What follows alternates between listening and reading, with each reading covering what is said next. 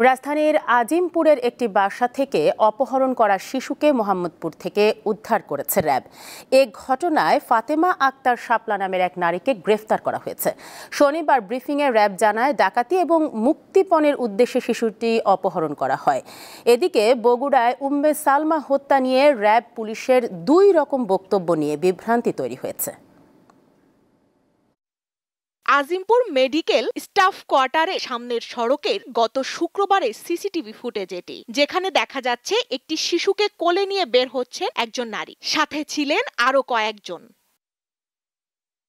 এর কিছুক্ষণ পরই জানা যায়, আজিমপুরে ফারজানা নামে এক নারীর বাসায় ডাকাতি করতে গিয়ে ৮ মাসের এই কন্যা শিশুটিকে অপহরণ করে দুর্বৃত্তরা।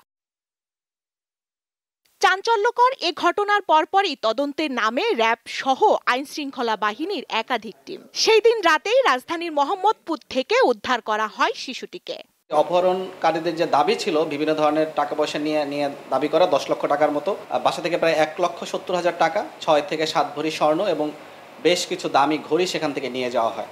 যে ভিকটিমের মা, তার সাথে তার বাবার কিছুটা মনোমালিন্য আছে এবং তারা প্রায় 4 মাস ধরে একসাথে থাকে না, কিন্তু তার বাবার তাদের বাসায় যাতায়াত আছে। 4 মাস ধরেই তাদের বাসায় প্রতিদিনই যায়, কিন্তু রাতের বেলায় সে বাসায় থাকে না, সে রাতের বেলা সে বাইরে থাকে। সেও এই তদন্তের স্বার্থে আমাদের নজরদারিতে আছে। ব্রিফিংয়ে র্যাবের এ কর্মকর্তা কথা বলেন বগুড়ার দুপচাচিয়ায় উম্মে সালমা হত্যাকাণ্ড নিয়েও। প্রথমে হত্যার দায়ে ছেলেকে খুনি হিসাবে মিডিয়ার সামনে সম্প্রতি উপস্থাপন করে র্যাব। পরে অবশ্য পুলিশের তদন্তে বেরিয়ে আসে ভিন্ন ঘটনা। পুলিশ জানায়, ভাড়াটিয়ারা ঘটায় নৃশংস এই হত্যাকাণ্ড।